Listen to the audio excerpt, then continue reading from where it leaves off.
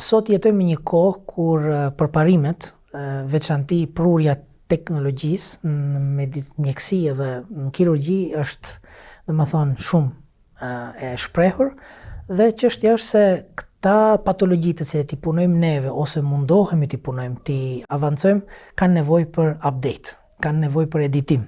Prandaj sot në përgjithë botën bëhen kurse, kongrese, seminare, hands-on, flas për çështjen e avancimeve, vetëm që të sillen metoda të reja, minimal invazive, më të suksesshme, nëse mund ta quaj, më të avancuara, vetëm që të ketë benefit pacienti. Normalisht këto ne çdo herë i shohim këndvështrimin fetar, cilat janë, domethënë, më të dobyshme dhe cilat janë më të nevojshme si avancime për një popullat e cila e dini. Shtetet tona, Shqipëria, Maqedonia, Kosova janë shtete të vogla ku nuk ka ndonjë popullat ekstrem të madhe sikurse shtetet ku kam qenë unë. Por se për atë sa ka nevojë, çfarë ka nevojë, ne mundohemi të avancohemi. Padyshim se edhe pas kryerjes së specializimit, unë kam qenë në Kinë, domethënë vitin e kaluar isha përsëri në Kinë, ku një vit e kam bërë dhe gjatë specializimit për kirurgjinë e ezofagut.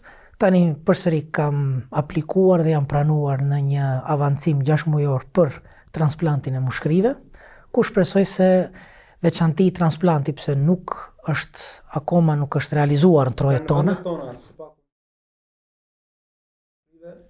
Po, shpresoj të jetë i mundshëm në të ardhmen. Deri tani nuk është normal, ajo ka nevojë për ekip, por se çdo herë ekipi fillon me një person, i pari, i dyti, ku bëhet ajo, si them, inkurajimi, motivimi i ekipit dhe shpresojmë që në të ardhmen Zoti na e lehtësoft që t'ja arrijmë edhe kësaj. Domethënë, të ngritemi në një nivel ku diçka si kjo, transplanti mushkërive është gjë normale në pothuajse shumë shtete evropiane. Tani është e rëndë, ka nevojë për shumë specialitete të jenë të gjitha të ndërthurura në këtë projekt, por ne mendojmë se ne ta bëjmë pjesën tonë.